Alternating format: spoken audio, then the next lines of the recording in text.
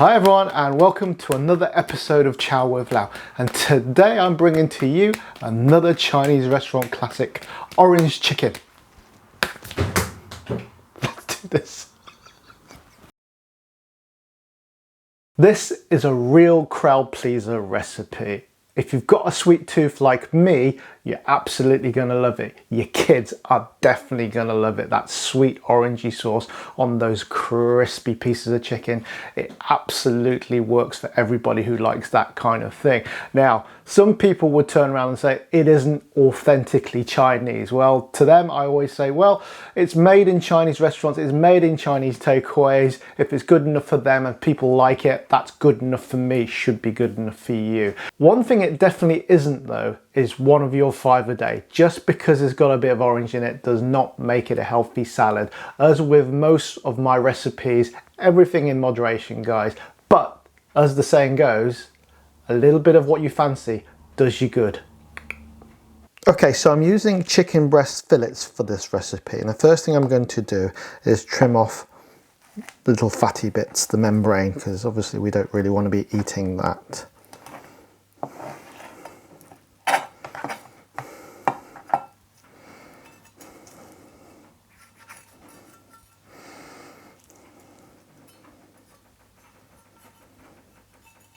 Then we're going to take our chicken like so, and we're going to cut it through the middle. So we're going to basically turn it into 2 chicken breast fillets really, and that's going to give us 2 things.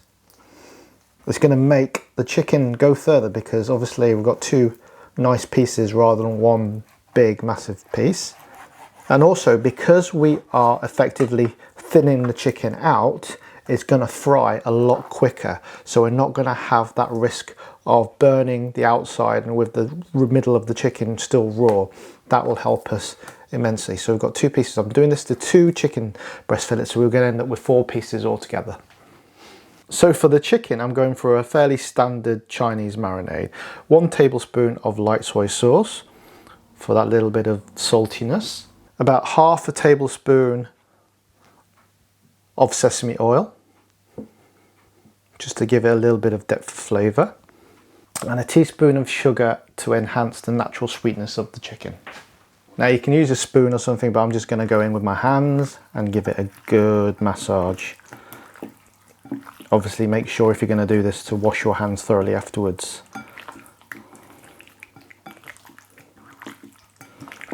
Okay, and now you can set that aside for a couple of hours if you can. If not, about half an hour will be absolutely fine. The flavours will nicely absorb into the flesh. So for the salad garnish, I'm going to slice up some cucumber.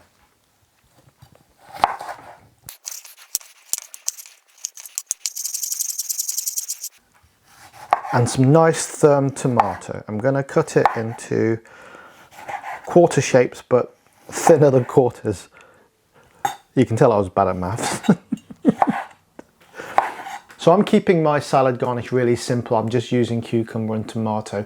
You can of course use whatever you like. A lot of restaurants and takeaways add pineapple chunks, which is absolutely fine. But because they are quite sweet, especially if you get them out of the can, I think that the orange sauce should be sweet enough as it is. I don't feel the need to add any more sweetness to that. So this will go quite nicely. There'll be a slight crunch from the cucumber, and if you use firm tomatoes, you'll get a nice bite out of them as well.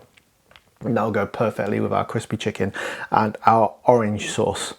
I'm also going to use some actual orange to garnish the chicken with. I'm going to cut a couple of slices about 3 to 4 mil thick, and then what we're going to do is just going to slice into it to the center, and then we can nicely twist it, and that'll just make a little bit of like a bow, which is a nice flourish. It's a typical sort of Chinese restaurant type of look, if you like, but I think it's quite cute. So I'm going to do it to 2. And obviously don't let the rest of the orange go to waste. We can squeeze that into our sauce as well. So now we're on to the crispy coating. What I've got here is about 150 grams of cornflour or cornstarch as you know it in America. And we're going to season it up first. So I'm going to add a good pinch of salt. We can actually put quite a lot in because obviously not all of it is going to be transmitted onto the chicken. I always find that whatever you think you're going to put in is never quite enough, so you've got to kind of double or even triple it. Have a play. It's very hard to go overboard, but that doesn't mean just dump in a load of salt. Whatever you think that you need to put in, double it. You should be there or thereabouts. I'm also going to add some freshly cracked black pepper, just to give it a nice depth of flavour. We don't have to go overboard with that. I think just a little bit is great, just to give it that nice seasoning effect. And now onto my secret weapon. Those of you who follow my channel will have seen this in a few other recipes, but this is a technique that I didn't invent. I'm sure I didn't invent. I just thought it would work, and hey presto, it did, but I'm sure people have done this before me. But to make the crispy coating even more crunchier, what I'm going to do is get a spray bottle of plain water. This spray bottle has never had anything else in it but water, because obviously don't use something that's carried antifreeze or screen wash or something like that. Whatever it is, make sure it's food safe. Okay, all we're trying to do is mist some water into the corn flour like that, about 3 or 4 squirts, and then give it a stir. And what that does is clump the particles of corn flour together, and also we're mixing in the salt and the pepper as well, which is also a good thing, right? And we're going to do this about 3 or 4 times, right? So here goes go number 2, and then we're going to stir it. And as the clumps of corn flour get a bit bigger, it means you're actually going to form, when they fry, these little kind of rocks of crunchiness, little rocks of solid cornstarch, which will fry off and become little crispy, like you remember knickknacks? Probably the Americans amongst you don't know this, but the knickknacks that we used to get as snacks as kids, and kind of the knobbliness of it made it extra crunchy. So I guess that's kind of what inspired me. The more knobbly your batter, the crunchier it's going to be. That's the weirdest thing I've ever said today. So look, you can see, look, it's gathering into little rough rocks. So I'm going to do this, I think, one more time. So 1, 2, 3, 4. There you go. And you can see it's not smooth anymore. None of it is smooth. It's all got that kind of almost moon rock texture. And that will help. None of it is smooth. Look, it's not powdery anymore. Well, it is, but it's a little bit clumpy, which is exactly what we're going for. I'm going to do it one more time. There's no exact science to this. Obviously, don't soak it. Just, that's why I use a fine mist, because the fine mist allows the flour to kind of clump in little bits. Okay, and there we go. Not only do we have nice seasoned corn flour, we've got the clumpiness. You can see, look, it's starting to stick to the fork, which is kind of where we want to be. No more than that, that should be fine. Right, at this stage we're going to bring back our chicken, and I'm going to crack an egg into it, and this is going to help it combine with or make the corn flour stick onto it a little bit easier. So having cracked the egg in, we give it another massage. Again, you can use a fork if you want to. And just make sure that it's kind of all over our chicken, and it'll just help it stick to our corn flour mixture. There you go. On to the deep fry stage, and one of the most common questions I'm getting asked at the moment is how can we deep fry something in this crispy coating without contaminating the oil too much? Well, there's no easy way of answering this, because the oil is always going to get floury, if you know what I mean, because that's just the nature of the beast. There's a lot of loose cornstarch that's going to be floating around. So the first thing to do is to try to kind of shake off as much loose stuff that isn't sticking to the chicken before you put it in the fryer. But the most important thing, and this goes for the contamination as well as the crispiness of your chicken, is to make sure that your oil is up to temperature. And what we're looking at, when you put a wooden or bamboo implement into the oil, you need that fizz, quite a strong fizz, which tells you you're up around 180, 190 degrees centigrade mark, which is perfect. Okay, so we're there now. Do not let the oil get too much hotter than that, otherwise you are in danger of hitting its flash point and then setting itself on fire, and we don't want that do we? No. Right, so got my chicken. I'm going to do 2 bits right now because I don't want to overwhelm the oil. And I'm going to, if you look carefully, I'm going to just coat it in the cornstarch. Look, and you can see those rocks I was talking about. Exactly what we want. Make sure that we're completely dredged and we're covered as completely as possible. The egg and the actual moisture from the chicken should help it stick, but keep turning it over until we've got a nice coating on it.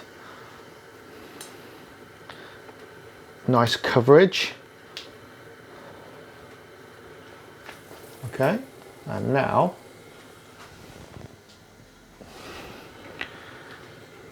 that oil is nice and hot and we're going to fry our chicken.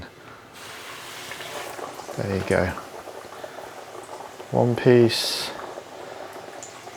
2 piece. Of course, the other thing is not to overwhelm your oil. Don't try to put too much in it at once. For safety reasons, so the oil doesn't boil over, and also so that the temperature of the oil stays hot, and that helps to keep the flour on the chicken. Because I think it's because it just kind of basically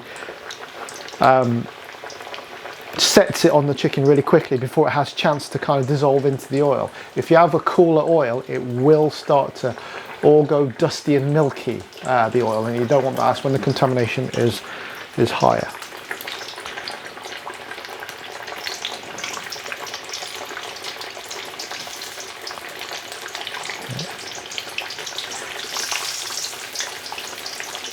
And we're going to fry them until they're nice and golden brown. And of course, as with all poultry, make sure that the chicken is cooked through before we eat it.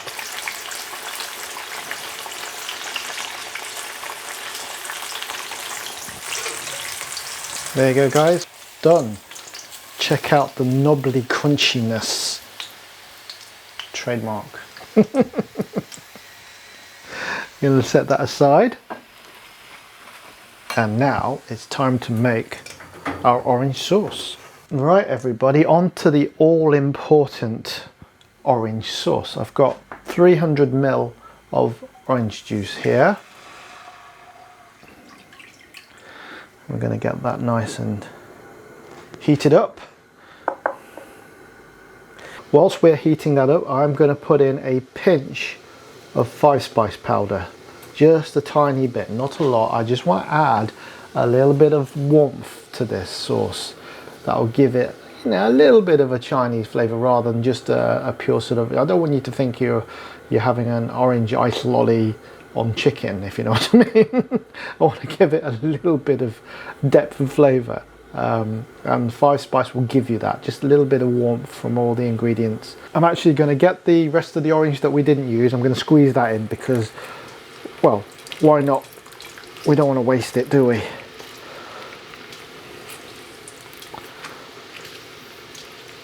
It's going to give it a little bit of pulp as well, which is nice. I'm going to add about a tablespoon of honey for that little bit of sweetness, added sweetness, because orange juice in itself is sharp. Unless you're using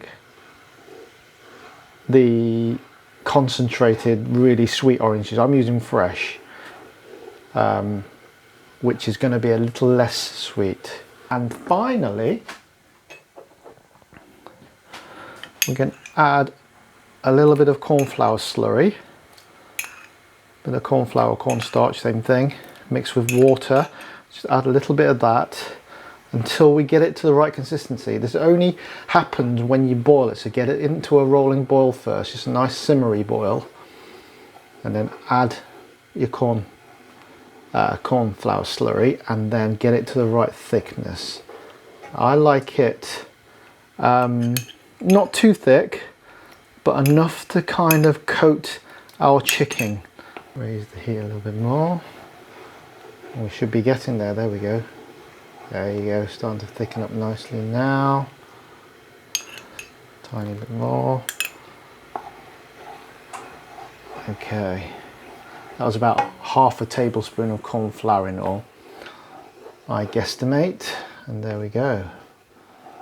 It's nice, can you see? Not too thick, but definitely not too thin. Right, so I'm gonna slice up my chicken now. Wow, can you hear that crisp crunch there? Exactly what we're going for. Chicken is perfectly cooked, still moist. Now, we could have cut the chicken into strips and then fried it, but I tried to stay away from that because I love the presentation that we can get from using a whole chicken breast for a start. That's always nice. Also, this is a slight win in terms of if you cut them into strips and then batter each piece, you're actually getting more batter per piece of chicken, which is slightly less healthy for you. So this is a very slightly healthier dish than if you cut it in strips, because you get, obviously because you got less batter, you're actually absorbing a little less oil. Now it's only a minor win, but it is a win, if you know what I mean.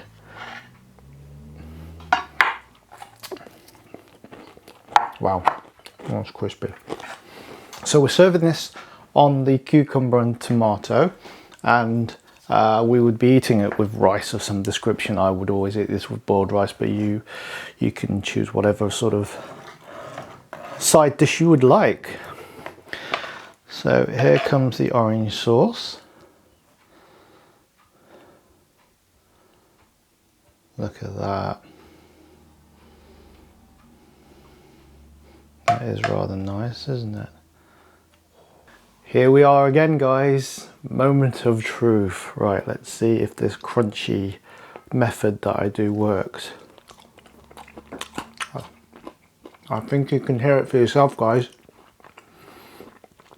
If you don't believe me, try it, then come back to me. Oh wow.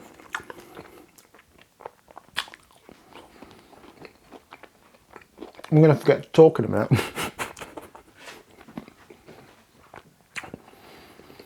The chicken, first of all, the crunch you can hear, the seasoning that I got in the actual chicken and the crispy coating, perfect. Just right, not too salty, but something to complement and contrast against the sweet sauce. And the sauce itself isn't too sweet.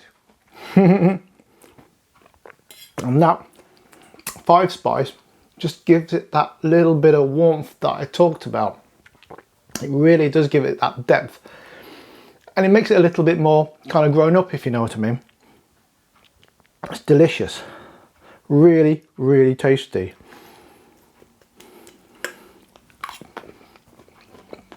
Notice I'm actually eating more than I'm talking. Well, that should tell you all you need to know. It's wonderful. Bit of salad.